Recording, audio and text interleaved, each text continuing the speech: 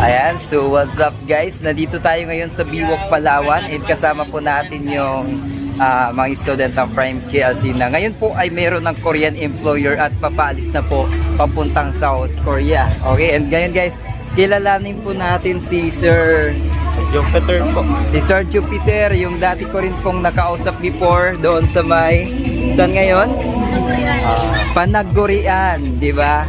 Ayan, dalawa po sila. Actually guys, tatlo po yun sila nakausap ko before na sabi ko within this year, kailangan ma-achieve nila yung pangarap nila na makapagtrabaho sa South Korea bilang isang factory worker. And good news guys, isa nga sa kanila yung nakaalis na at dalawa po sila sa kanila ngayon, yung dito pa po sa Palawan at papaalis na rin po maybe January. Ayan, so abangan na lang po natin yung kanilang. So sir, kumusta naman po? Ano yung pakiramdam mo na ngayon po ay nasa processing ka na ng mga requirements, no, sa pag-apply pa po ng South Korea? Siyempre, yung meron ka ng Korean employer. Kumbaga, masaya na rin kasi sa pakiramdam kasi nga po, kumbaga, nasa kunting process na lang tayo para makamit natin yung matagal na natin pinapangarap na pinaghirapan natin. So sa ngayon na kunting-kunting, siyempre nandoon yung kasiyahan na mayroon kunting kabab. At yun nga, nagpapasalamat din sa Panginoon kasi nga po siya talaga yung nag-provide niyan para sa akin. Yes, okay, and sana po Sir Job, sana marami pa tayong ma-inspire, no, na kagaya mo na matulungan ng Prime KLC na makapagtrabaho sa South Korea bilang isang factory worker. At isa po sa kasama mo, ng pangalan ngayon, yung Sir, before?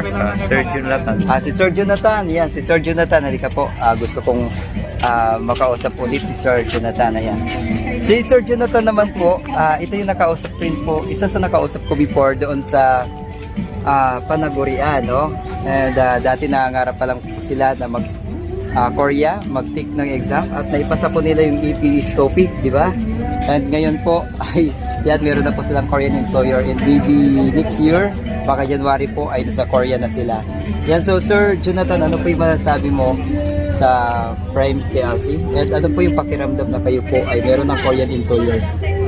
Ano lang, nagpapasalamat lang ako dun sa school kasi natagpa ko. So, maganda yung ano nila, pagtuturo, talagang natuto ako. And good luck, kaya nyo din yun.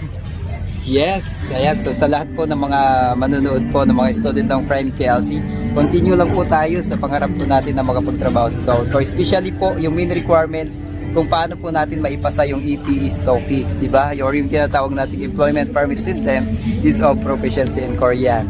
So yun po, no? Sana marami pa tayong ma-inspire, di ba? Kagaya po nila ni Sir Job and Sir Jonathan, di ba? Na nangangarap lang dito before na makapagtrabaho sa South Korea.